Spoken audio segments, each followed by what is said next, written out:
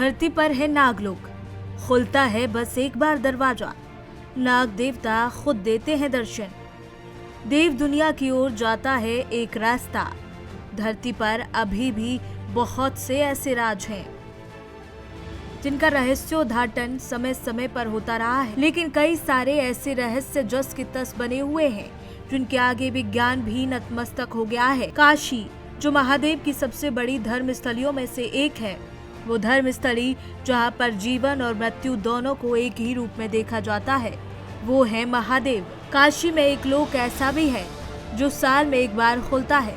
लोग आते जरूर हैं, लेकिन कोई इस लोक के उस पार नहीं जा पाता। भगवान भोले के शहर बनारस में कई रहस्यमयी चीजें हैं। कहते हैं शहर को जितना जानने और समझने की कोशिश करते हैं, यहाँ उतनी ही रहस्यमयी चीजें सामने आती हैं। काशी के जैतपुरा इलाके में ऐसा ही एक रहस्यमयी कुआं है जिसका रास्ता सीधे नागलोक को जाता है।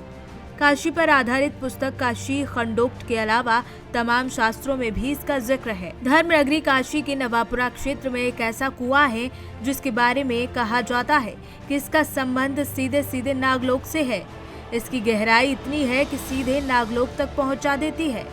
कारकोटक नाग तीर्थ के नाम से प्रसिद्ध इस कुएं की गहराई कितनी है, इसकी जानकारी अभी तक किसी को नहीं हो पाई है। यहाँ भगवान शिव का एक प्राचीन मंदिर भी है जिनकी पूजा नागेश के रूप में होती है। नागपंचमी के दिन यहाँ पर श्रद्धालुओं की इतनी भीड़ जुटती है कि पैर रखने तक की जगह नहीं मिलती। इससे जुड़े पुरानी मान्यता के अनुसार बताया जाता है कि करकोटक नाग तीर्थ के नाम से विख्यात इसी पवित्र स्थान पर शेषावतार के पतंजलि ने पाणिनि के अष्टाध्यायी पर अपनी टीका लिखी थी, जिसे महाभाष्य कहा जाता है। ऐसी मान्यता है कि पूरे विश्व में काल सर्प दोष की सिर्फ 3 जगह ही पूजा होती है, उसमें से ये कुंड प्रधान कुंड है। यहाँ मंदिर में वैसे तो नागपंचमी के दिन छोटे गुरु और बड़े गुरु के लिए जो शब्द प्रयोग किए जाते हैं, उससे तात्पर्य ये है कि हम बड़े और छोटे दोनों ही नागों का सम्मान करते हैं और दोनों की ही विधि विधान पूर्वक पूजा अर्चना की जाती है। आपको बता दें कि दोनों शब्द हमारी आस्था से गहरे जुड़े हुए हैं, क्योंकि महादेव के श्रृंगार के रूप में उनके गले में जो सजे हैं वो है बड़े नागदेव, तो वहीं उनके पैरों के पास छोटे छोटे नाग भी हैं, वो है छोटे नागदेव। व्याकरण की दृष्टि से अगर देखें तो पतंजलि ऋषि को बड़े गुरु और पाणिनि ऋषि को छोटे गुरु की संज्ञा दी जाती है।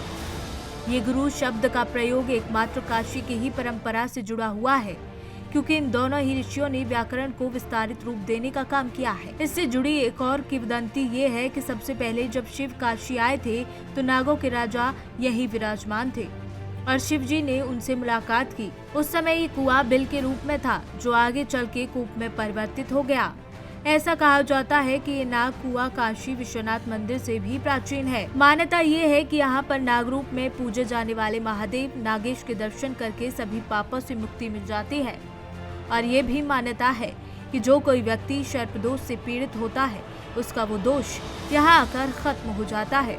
और इन्हीं चमत्कारों को देखकर यहाँ पर नागपंचमी के दिन हजारों की तादाद में श्रद्धालु जुटते हैं। ब्यूरो रिपोर्ट, पूजा उपाध्याय, न्यूज वॉच इंडिया।